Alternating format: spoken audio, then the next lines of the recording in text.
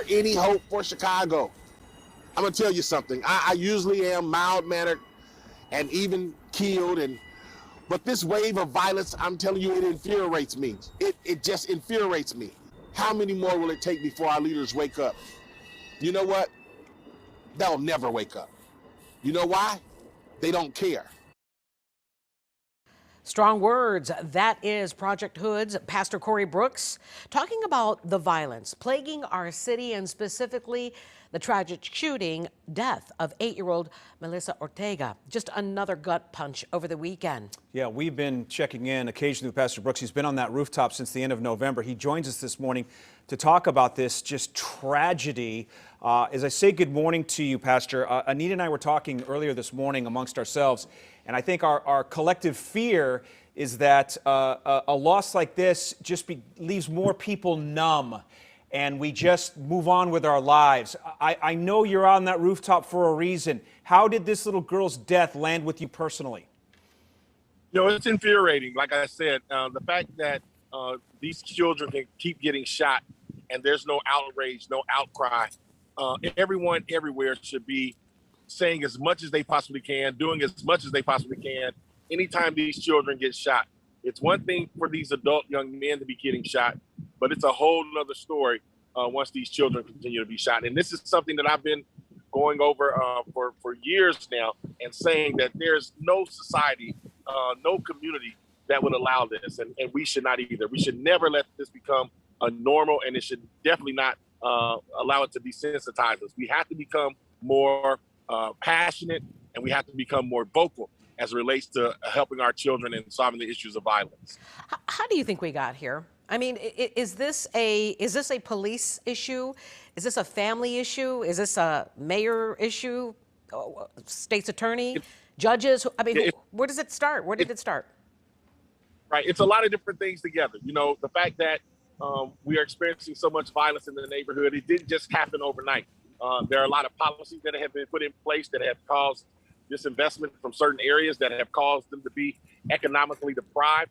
Therefore, violence is going to be the order of the day in those communities, in those areas, those impoverished areas. So there's a lot of bad policies. Now, who's to take the blame for that?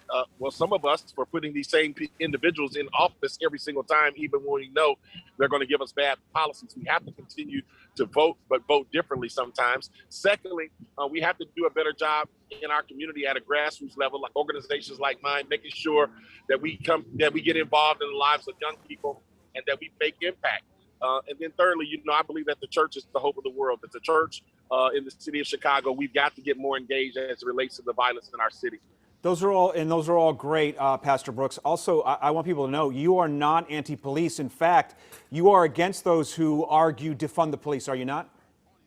I'm pro-police. Let that be understood. I would not want to live in any society where we did not have the police. And I'm definitely against defunding the police. And even the Democratic message that started off with all this defunding the police, even the president now has fell back from that message because they know that's a message that is not good for our communities. It's a message that's not good for America.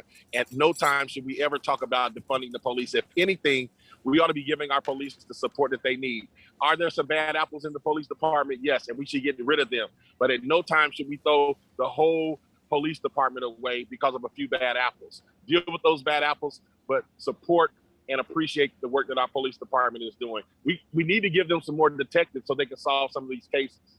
Yeah, I was just about to ask you about the detectives. I have to imagine, you know, you speak to a lot of parents who are very frustrated by the fact that their children are being killed by these individuals that continue to run the streets. And it seems like nobody is investigating these cases, even though there are detectives working on it. They are just overwhelmed. Yeah, they're overwhelmed. You know, I talked to a mother this weekend whose daughter was shot and killed on Stony Island, and she hadn't heard from any of the detectives. And I tried to explain to her that these detectives are overworked and overwhelmed. They have so many cases that they're trying to solve. It's almost, unfortunately, impossible for them to get back with people in a timely fashion because they're working on so many cases. So we need to fund the police department to get more detectives so they can solve these cases and so we can put these criminals in jail who are getting away with murder. Some of them are serial killers, and they need to be put in prison for a very long time. Remind our viewers real quick, Pastor Brooks, you're on that roof until February. Where can people watch you?